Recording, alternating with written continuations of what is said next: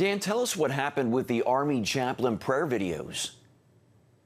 Yeah, well, the chaplains were making some videos that were designed to encourage members of their units as we're dealing with this coronavirus pandemic. And they posted them and ended up posting them to the main page of their from their unit and not from the chaplain page. And so this caught the attention of the Military Religious Freedom Foundation. And this is a similar organization to the Freedom from Religion Foundation, where they sort of look for these sort of any mention of faith, and then they find where they can come in and complain. And that's exactly what they did. They filed a complaint and demanded that the videos be removed from the main page. And within hours, that's exactly what happened. What is the argument by the Military Religious Freedom Foundation? I mean, since the chaplains produce them and watching is not mandatory. Yeah, it feels like a stretch, but what they call it is illicit proselytizing videos.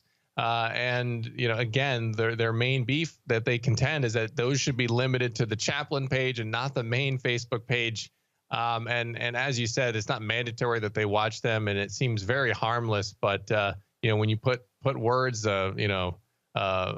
menacing words in front of them, such as illicit, it makes them sound a lot worse than they actually obviously are. Yeah, I was thinking the same thing. Well, tell us about the one video that the group really took issue with.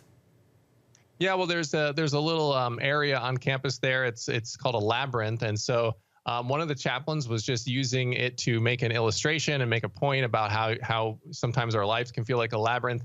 And she encouraged people to go there and to sort of, you know, just use it to meditate and to pray and to think about their life. And she found it a help to her, and so she was encouraging others to do the same. And so they took issue with that, and they were very concerned that they would be, you know, the chaplains, which would be encouraging people to turn towards God in the midst of this coronavirus thing, which is obviously what any chaplain would do.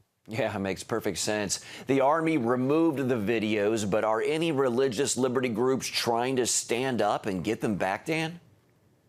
Yeah, thankfully, the ACLJ, which is the American Center for Law and Justice, who are frequently on the front lines of these sorts of issues, they have put out a little bit of a public relations campaign on this one, and they're encouraging people to sign a petition.